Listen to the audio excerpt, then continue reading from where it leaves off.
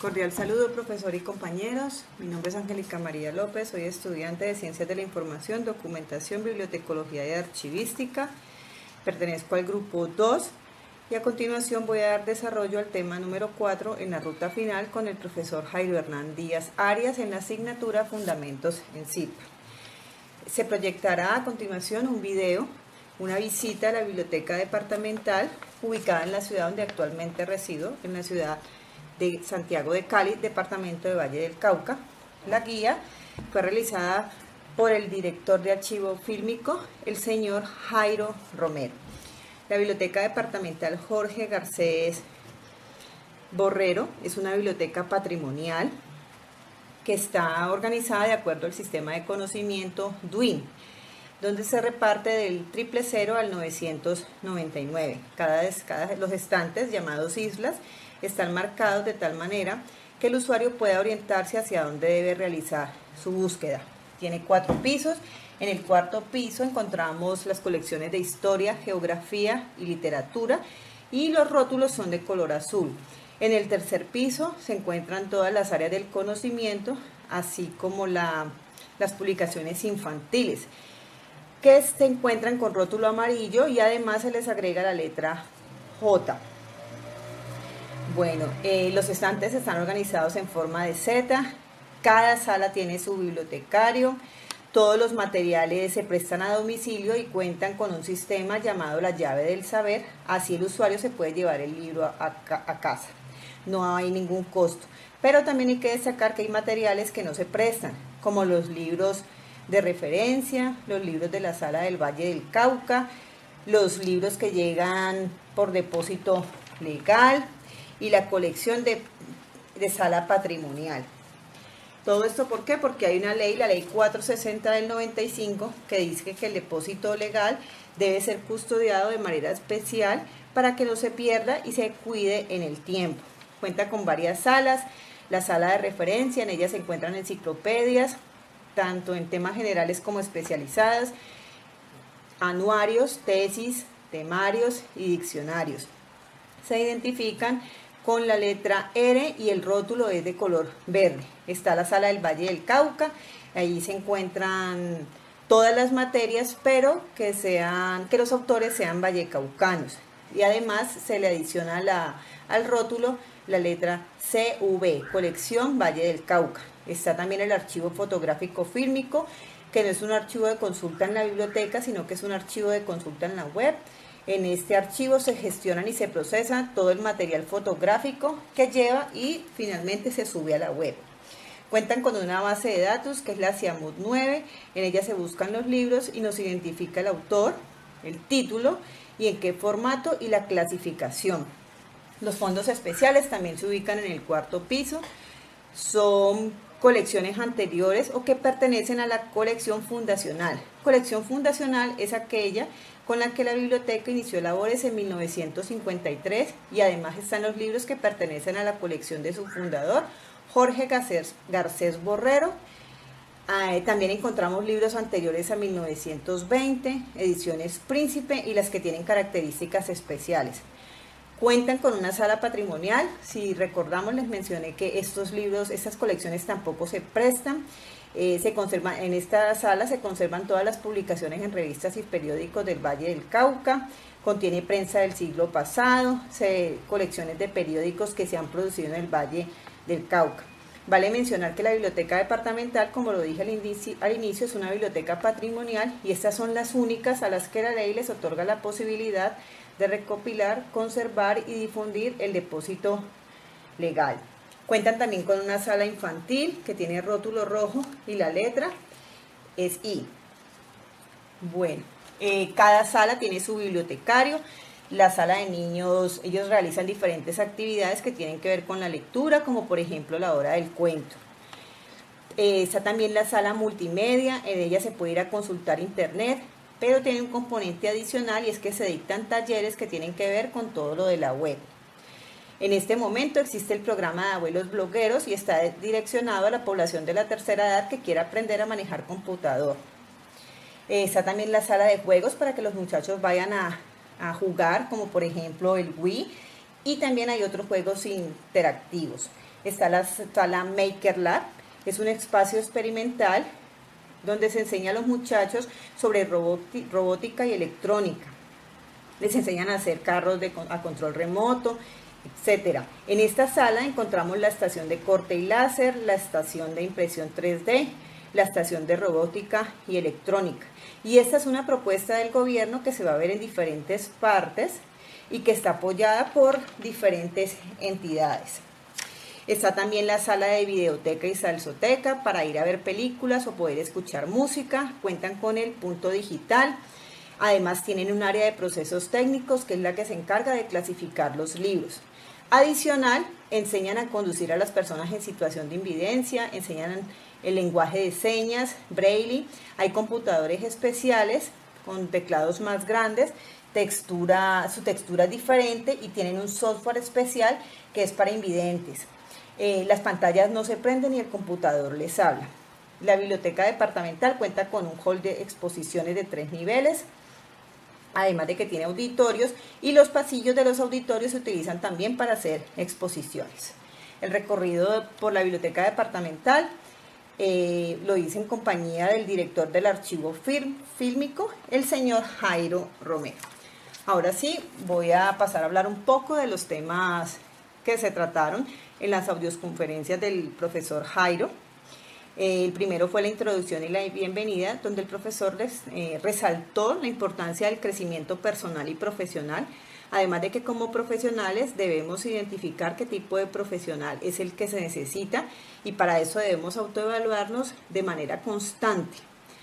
Debemos impulsar la biblioteca viva y asimismo reconocer la importancia que tienen las bibliotecas, los archivos, los centros de documentación en el crecimiento del desarrollo de la sociedad. Además de que hay que decodificar la información y pasar del ya leí al ya entendí. Para validar la información es necesario que nos hagamos muchas preguntas, que despertemos la curiosidad y que creemos el análisis de conceptos, que nuestro motor deben ser las ideas y las ganas y que se hace necesario eliminar de nuestra cabeza el copiar y eliminar la cultura del facilismo. Los siguientes audioconferencias fueron sobre la información, donde creemos saber qué es información, donde se reconoce que el conocimiento, parte del conocimiento está en el dudar, de que debemos tener muy claro que las bibliotecas no son solo para prestar libros. En lo anterior les mencioné en el caso de la biblioteca departamental cuáles son los otros servicios que prestan, de que debemos decodificar los elementos para luego decidir qué es lo que vamos a hacer con esa información. Se hace necesario que indaguemos y de que no creamos absolutamente en todo lo que nos dicen sin verificar. Se nos sugiere consultar en la base de datos, explorar contenidos. Además, el profesor nos resalta mucho que la información debe ser confiable, que debemos verificarla, medirla, decodificarla. Lo que quiere decir es que entendamos cada palabra. La información no es conocimiento, pero cuando procesamos la información, modificamos conceptos, ideas, por lo tanto llegamos al aprendizaje. La investigación nace de la observación. El mundo está lleno de información. En una de las audioconferencias el profesor nos habló de las características y de los atributos. Dentro de las características hablamos de la exactitud, que se expanda y que tenga poca variabilidad. Es importante validar la información para poder tener argumentos. De la objetividad, que sea coherente. Hablamos de parámetros, criterios, de que debemos de codificar lo que nos dicen y de que esos criterios son los que nos permiten hablar. De la validez, es decir, que podamos medir el concepto que se estudia, que sea verdadero. Otra característica es la continuidad. La información debe mantenerse y verificar si ha sido modificada, pues si los datos no cambian, la información no cambia, y si perdemos confianza no hay validez. Debe ser completa, los datos deben estar completos. Oportuna, es decir, que sea una información útil. Comparable, que la información debe ser verídica, es decir, que se pueda comparar desde diferentes fuentes. Ahora les voy a mencionar los atributos que son la finalidad, el modo y formato, la redundancia, la eficiencia, la velocidad, la frecuencia y el costo. En otra de las audioconferencias se habló de la biblioteca, el archivo, los centros de documentación, sus similitudes y diferencias y las posibilidades de la aplicación profesional. En el caso de las bibliotecas se debe tener en cuenta en dónde están, quiénes son las personas que viven cerca, qué tienen, qué hacen, entender la zona, cuál es su población, sus posibilidades, sus debilidades y fortalezas, su nivel de vida. Y se hace importante que entendamos la relación entre el usuario, la comunidad, sus necesidades, dónde está ubicada, si va a ser departamental o municipal. Hablamos de las bibliotecas como fuentes de información que se deben dinamizar. Bibliotecas como fuentes de unidades de información, bibliotecas como fuentes generadoras de información. Las bibliotecas deben abrir el camino hacia donde va el país y un bibliotecólogo debe saber qué sucede, hacia dónde va un país, una empresa. Se deben involucrar con lo que se va a hacer y conocer su entorno. Pues si se cambia el entorno, la gente cambia. Nosotros como profesionales debemos estar absolutamente enterados hacia dónde va la empresa donde laburamos, la alcaldía, la gobernación. Además de que hay que adoptar la cultura del cambio hacia las CRAI, que son los Centros de Recursos para el Aprendizaje y la Investigación, es decir, adaptarlas a nuestras necesidades. Las CRAI no son una medida estándar y el principal objetivo que éstas tienen es el usuario. La biblioteca trabaja para el usuario, está orientada a apoyarlo y es capaz de guiarlo con diversas fuentes de información. Las bibliotecas deben tener unas características arquitectónicas, espacios amplios, abiertos, agradables, confortables, con mesas idóneas, una iluminación adecuada, salas de trabajo con áreas de multimedia, simuladores, salas de computadores, salas de seminario especializados, de encuentros académicos, etc. Dentro de los espacios, el profesor nos enseñó los makerspace, que son áreas donde se vinculan los estudiantes de todas las facultades, donde la diversidad de conocimientos permiten el crecimiento de la interacción, ayudando a solucionar los problemas de la sociedad. La biblioteca universitaria no es una biblioteca pública, pues estas tienen políticas y posibilidades de ingreso. Y como características de la biblioteca, mencionaremos que la atención al público debe ser dada por alguien que conozca bien la biblioteca, que tenga la capacidad de guiar y que esté comprometido con su trabajo. Además debe manejar bien los servicios de referencia, como lo son el direccionamiento, la orientación y la asesoría. Las unidades de información permiten el acceso a la información para generar el conocimiento y además el bibliotecólogo debe ofrecer buenas herramientas al usuario para que aprenda a buscar la información que necesita por sí solo. Existen 3 tipos de biblioteca: las colecciones abiertas, las cerradas y las mixtas. Las colecciones abiertas son aquellas que cuando no cuenta con muchos referencistas, el usuario llega a una estantería y va a tener la posibilidad de encontrar al lado material similar al que estaba buscando, lo que le va a permitir ampliar posibilidades, comparar materiales y ver otros autores. Las cerradas pues son el mejor sistema porque cuenta con referencistas especializados por área, temas y programas. Son expertos atendiendo al público, manejan catálogos que son la puerta de acción a la información que hay en ellas. Y las mixtas, que ofrecen alternativas de solución según el usuario, según el sistema de seguridad donde se ubique. Ahora hablemos un poco de los archivos. Archivo natural. Es el que cuando hablamos de conservar historias, de registrarla, de plantearla, es decir, de conservar el historial. El archivo nace de forma natural. Hay una historia que se está registrando y debemos aprender a conservarla en sus diferentes etapas. Súper importante destacar el decreto 1080, que es el decreto único y que vincula toda la normatividad de archivo. El documento nace, pasa por un ciclo de vida y llega a una disposición final que puede ser eliminar o conservar según sus valores. Existen 3 clases de archivos: el archivo de gestión, el archivo central y el archivo histórico.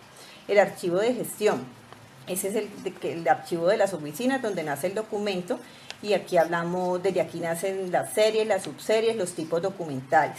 El archivo central, donde su uso no es tan alto, no es una parte activa y encontramos documentos con poca dinámica. Y el archivo histórico, que son los documentos con valores secundarios. Los valores secundarios son los históricos, culturales, científicos y administrativos.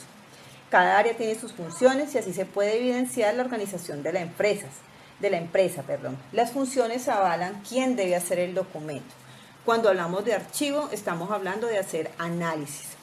Ahora hablemos un poco de las tablas de retención documental, que son las que nos reflejan el ciclo de vida de un documento, pero para llegar a una tabla de retención documental debemos aplicar una encuesta documental que consiste en revisar las funciones con cada funcionario u empleado para de allí pasar a elaborar un cuadro de clasificación y finalmente la tabla de retención documental. Vale aclarar que todo esto lo debemos hacer de la mano con el comité de archivo.